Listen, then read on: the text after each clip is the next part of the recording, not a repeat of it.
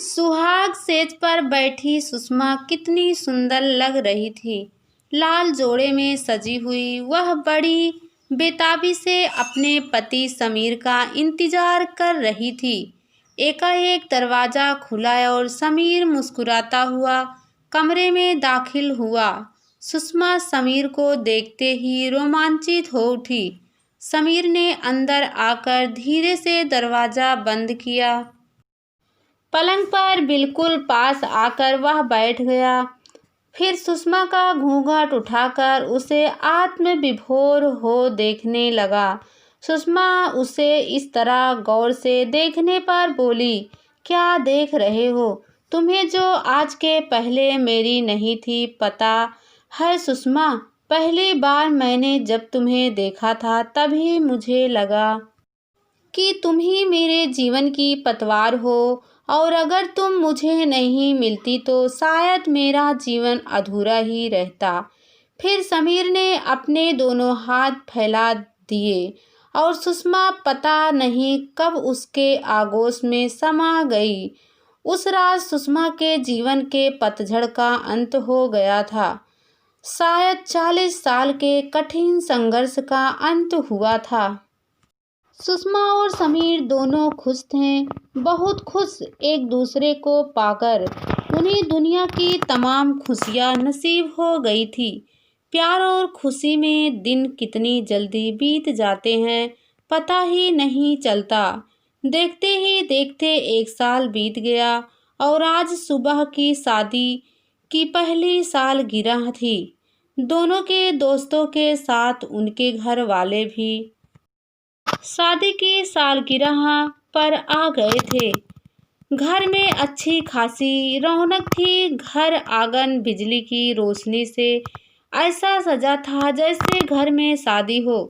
सुषमा के घर वालों ने जब यह सजो सिंगार देखा तो उनका मुंह खुला का खुला रह गया और छोटी बहन जया अपनी माँ से बोली, माँ दीदी को इतना सब कुछ करने की क्या जरूरत थी?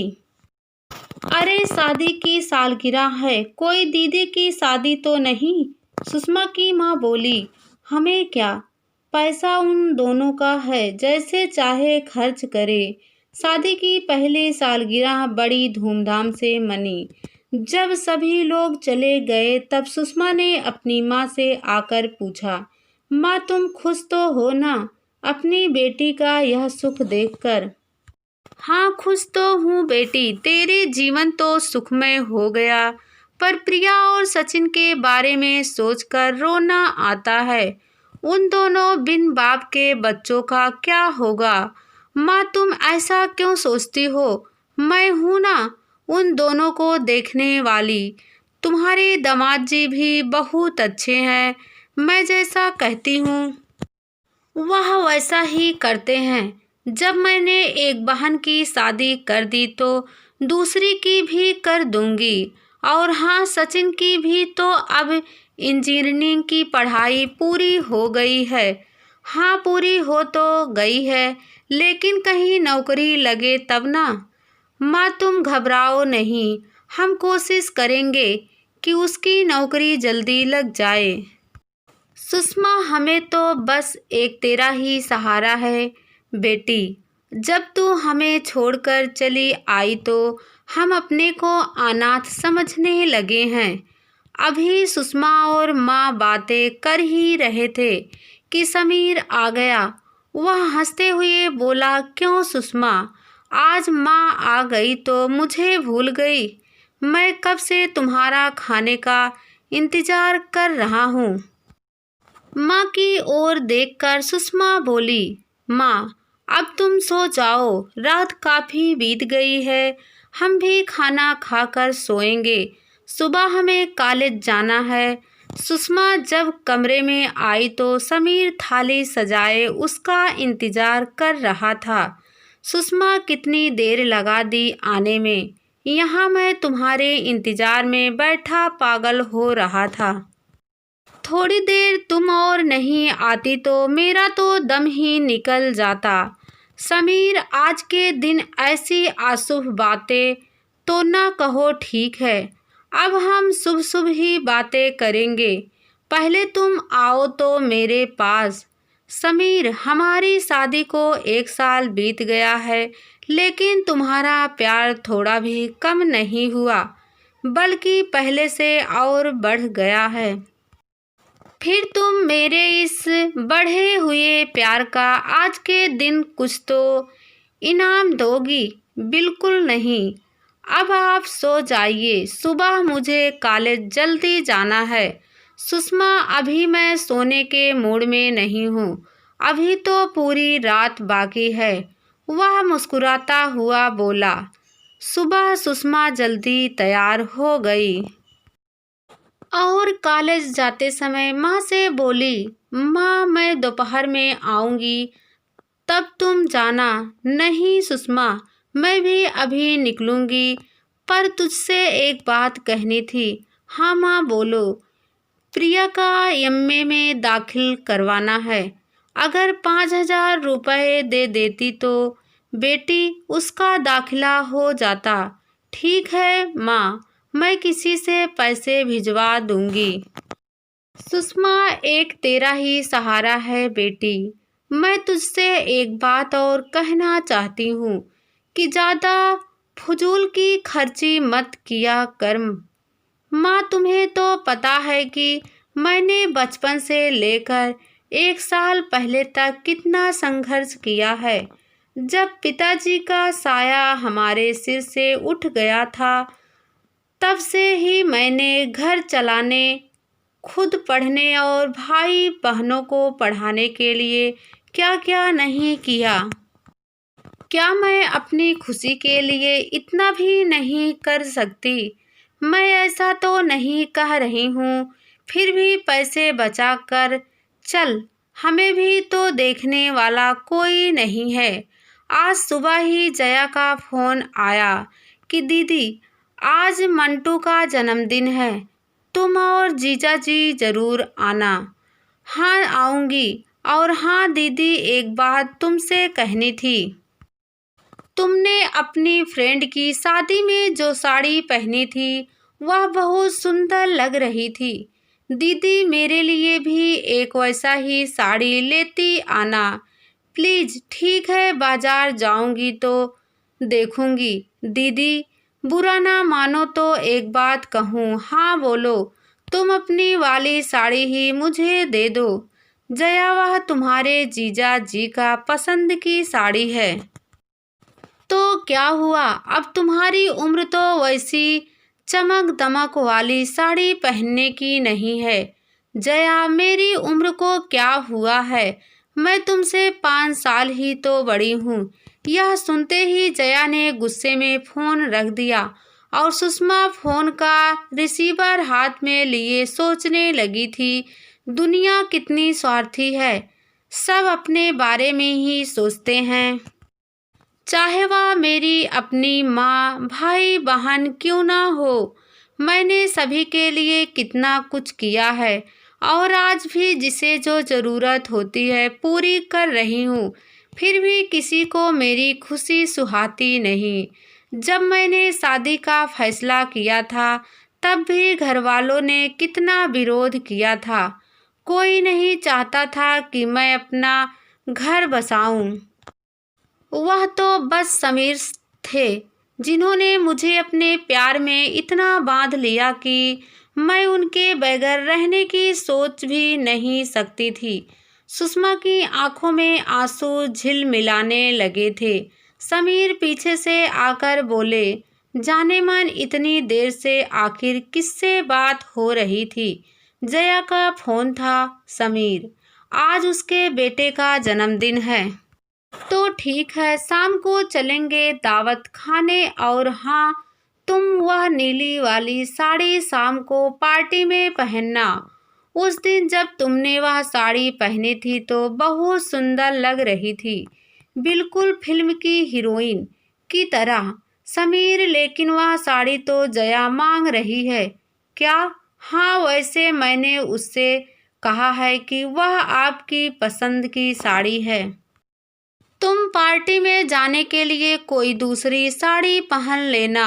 और वह साड़ी उसे दे देना, आखिर वह तुम्हारी बहन है। समीर, तुम कितने अच्छे हो। हाँ, वह तो मैं हूँ, लेकिन इतना भी अच्छा नहीं कि नाश्ते के बगैर कॉलेज जाने की सोचूं। सुषमा और समीर एक दूसरे को पाकर बेहद खुश थे। दोनों के विचार एक थे, भावनाएं एक थी। एक दिन सुषमा का भाई सचिन आया और बोला, दीदी मुझे कुछ रुपए चाहिए। किस लिए? शहर से बाहर एक दो जगह नौकरी के लिए साक्षात्कार देने जाना है। कितने रुपए लेंगे? 10,000 रुपए दे दो। इतने रुपए का क्या करोगे सचिन? दीदी, इंटरव्यू देने के लिए अच्छे कपड़े जूते भी तो चाहिए। मेरे पास अच्छे कपड़े नहीं हैं सचिन, अभी मैं इतने रुपए तुम्हें नहीं दे सकती। तुम्हारे जीजाजी की बहुत इच्छा है कि हम शिमला जाएं। शादी के बाद हम कहीं गए नहीं थे।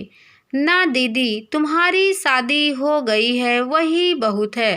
अब इस उम्र में घूमना टहलना ये सब बेकार के सोचती हो।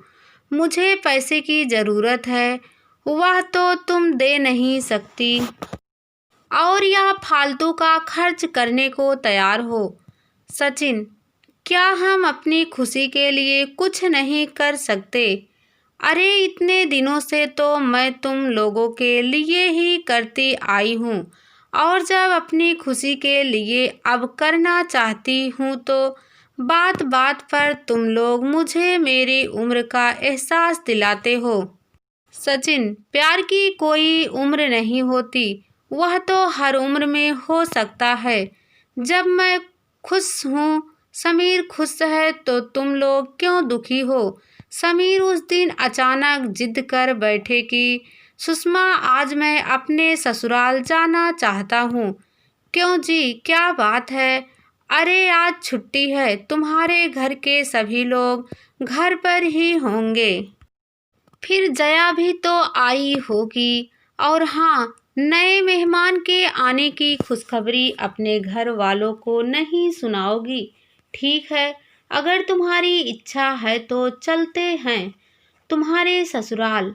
सुषमा मुस्कुरा दी थी। सुषमा आज काफ़ी सज धज कर मायके आई थी।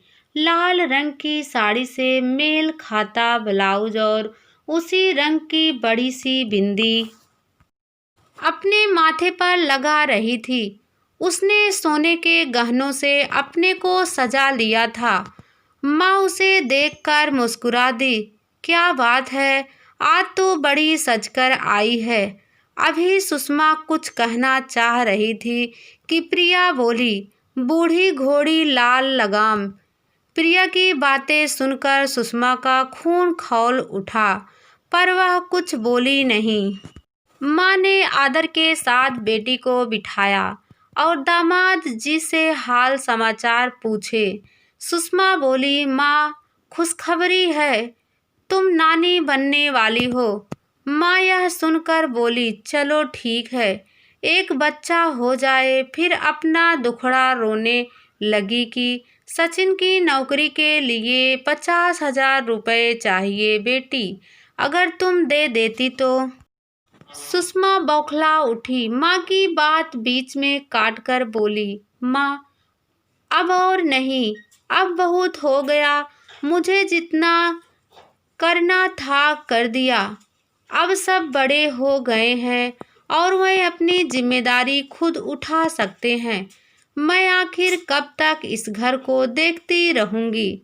मैं जब 12 साल की थी तब से ही तुम लोगों की जिम्मेदारी अपने कंधों पर ढो रही हूँ। रात रात भर जागकर मैं एक एक पैसे के लिए काम करती थी, फिर सभी को इस योग बना दिया कि वह अपनी जिम्मेदारियां खुद उठा सके। अब मेरा भी अपना परिवार है, पति है, और अब घर में एक और सदस्य भी आने वाला है। मैं अब तुम सब के लिए करते करते थक गई हूँ। माँ, अब मैं जीना चाहती हूँ, अपने लिए, अपने परिवार के लिए। और अपनी खुशी के लिए जिंदगी की खूबसूरत 40 बहारें मैंने यूं ही गंवा दी। अब और नहीं, मेरे जीवन के पतझड़ का अंत हो गया है। अब मैं खुश हूँ, बहुत खुश।